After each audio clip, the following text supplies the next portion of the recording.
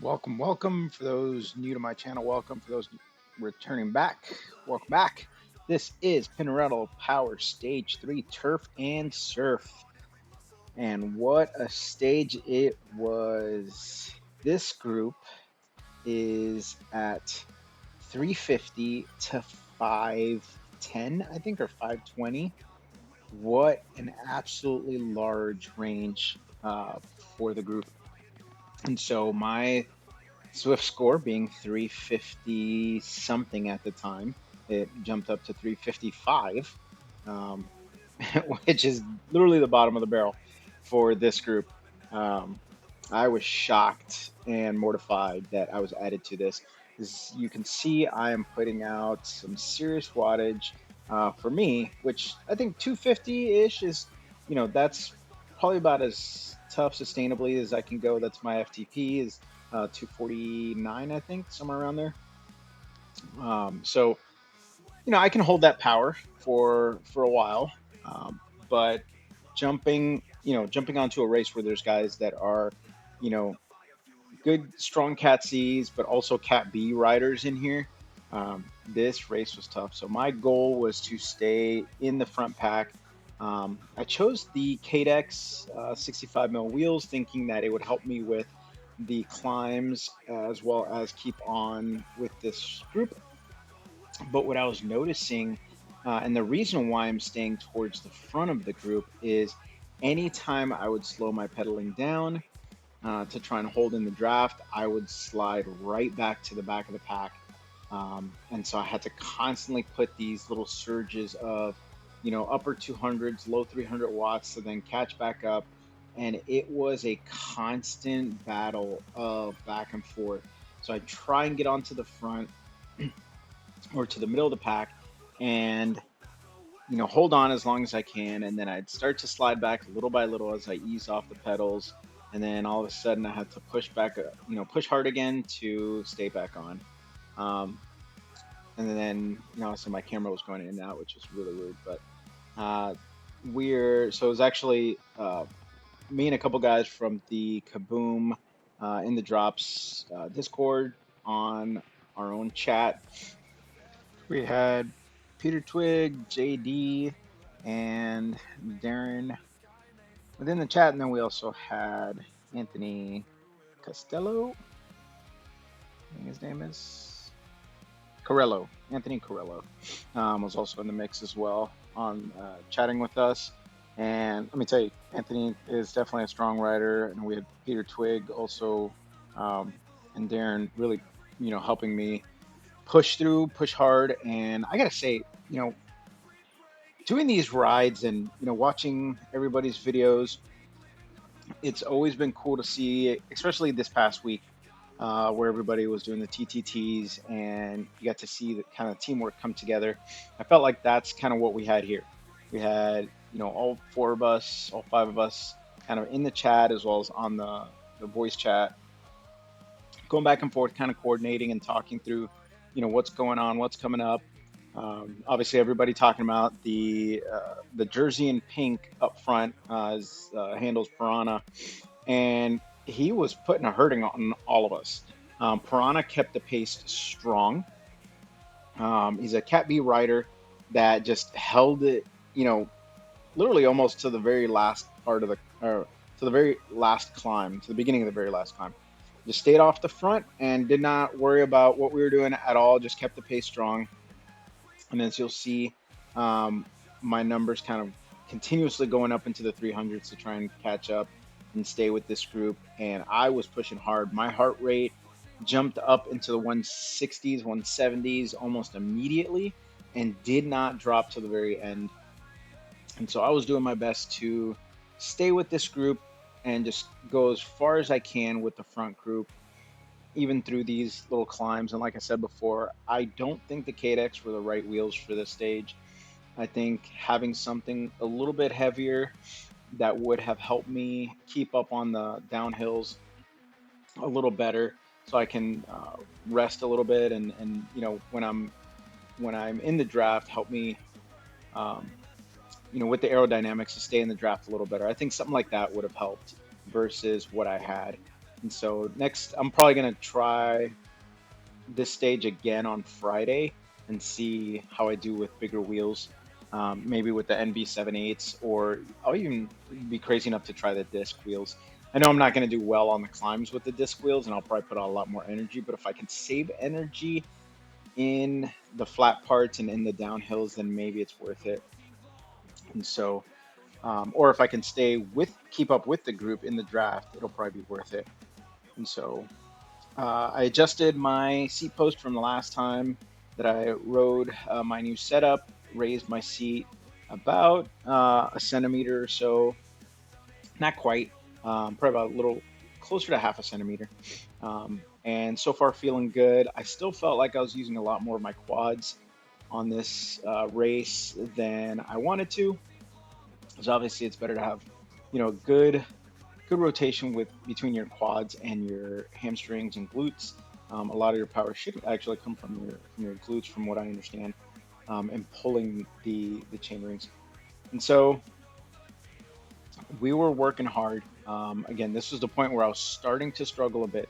I put that a little bit of an effort to catch up to this front group and hold on a bit longer. I knew that we were coming up towards the base of the bigger climb for this stage, which historically for me is, I've done well. I can push through that climb well, but having, having had Piranha off the front here, and obviously, you can see that on the front again, but he, was starting to kind of fade a bit. He was starting to drop back a bit into the rest of the group.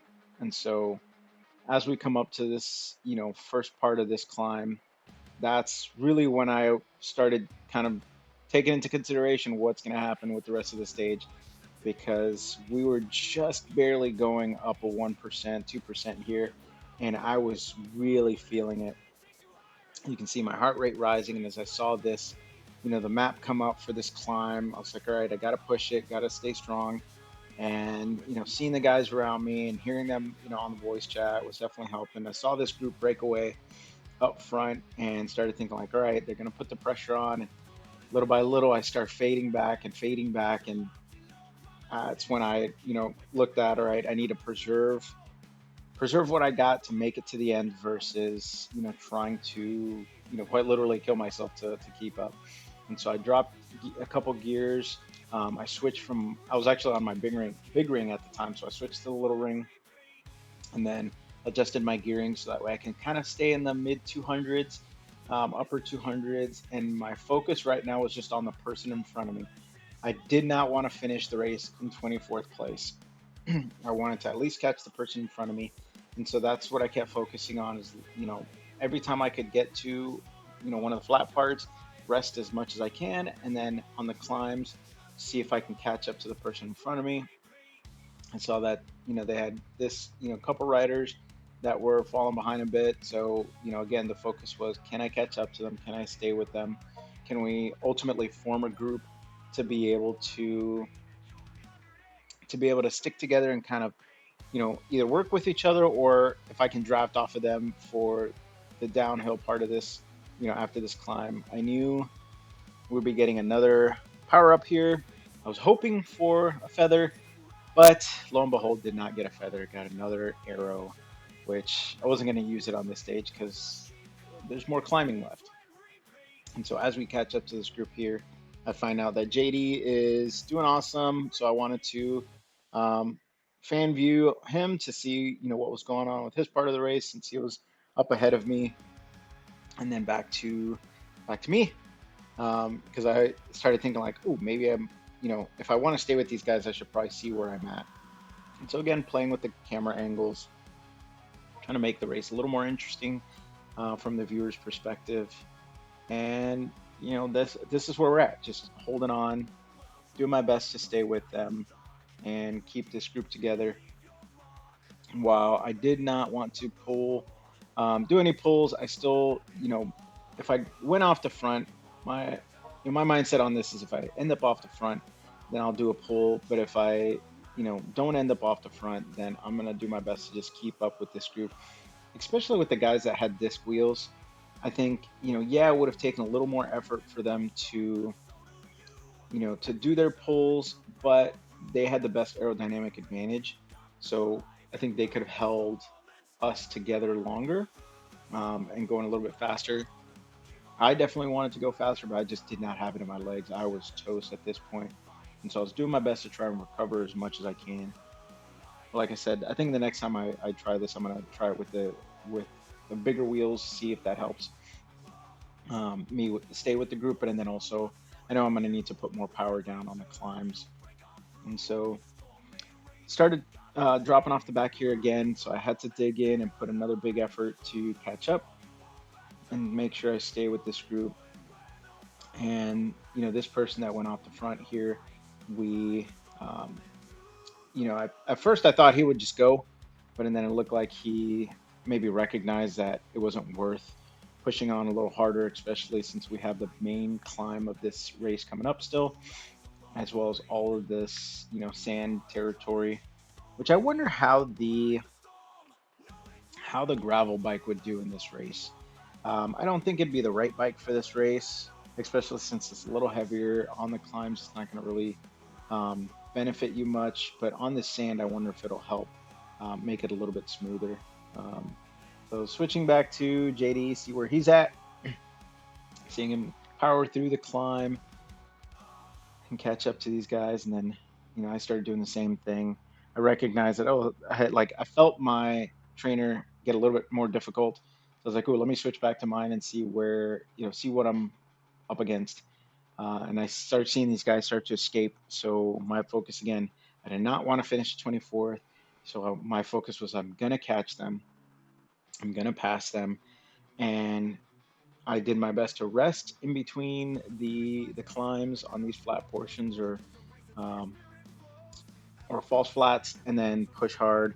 So I caught this first guy in the Zwift Insider jersey, which I was excited about, and that gave me some extra energy to push forward. I saw this guy coming, and just kept, pushing. And I recognized the jersey, and then I heard on our voice call that JD was like, "Hey, I'm gonna wait for Miguel and help him up," which I so appreciated that because the boost of energy that gave me to finish, because I was definitely in the darker places of my brain because I was just so tired. You can see my heart rate in the 180s, and it had been in the 180s for a while on these climbs. And so, my focus was just keeping on JD's wheel. I didn't want him to slow down. I wanted him to just work his energy, and then I will just keep up. I'll do my best to keep going forward. And so as we talked about that through the through our voice call or voice chat, I was just pushing, ready to go, and we had Peter and Darren in our ear, just cheering us on and pushing us forward. And that especially at this point here, I'm starting to pull forward a little bit, and JD was like, "Dude, go for it, pass him," and everybody's like, "Pass him, pass him, pass him," and that really fueled me to get ahead and pass that person. And again, I finished. Like I said, I didn't want to finish in 24th. I finished in 20th place. I was super excited about that, but I honestly felt like I was gonna die. Like as soon as it was done, I felt like I was gonna die. Um, I almost vomited. I've never experienced that level of pain before, where I'm dry heaving and about to vomit. And again, you can see I'm just trying to catch my breath because that was absolutely tough. But I so appreciate the guys and cheering me on and keeping me energized and focused. And what a fantastic experience it was. So I'm gonna link all of their channels in the comment or in the description, so you guys can go check out their videos from their point of view. So appreciate you guys. Hope you enjoyed this this crazy ride, and I will catch you on the next one.